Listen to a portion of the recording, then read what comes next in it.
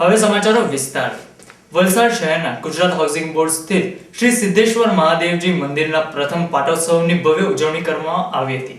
આ પ્રસંગે તારીખ 11 ના રોજ શનિવારે સાંજે 5 કલાકે લઘુ રુદ્રાક્ષ તેમજ તારીખ 12/12/2010 ના રોજ રવિવારે સવારે 6 કલાકે પાટોત્સવ અને બપોરે મહાપ્રસાદનું આયોજન કરવામાં આવ્યું હતું અને રાત્રે સંતવાણી કાર્યક્રમ સાથે પ્રથમ પાટોત્સવ ઉજવાયો હતો. આ પ્રસંગે મંદિરના વ્યવસ્થાપક પૂજારી પ્રભુભાઈ રાજગોર સહિત શ્રી સિદ્ધેશ્વર મહાદેવ મંદિર સેવા સમિતિએ ભારે જહેમત ઉઠાવી હતી.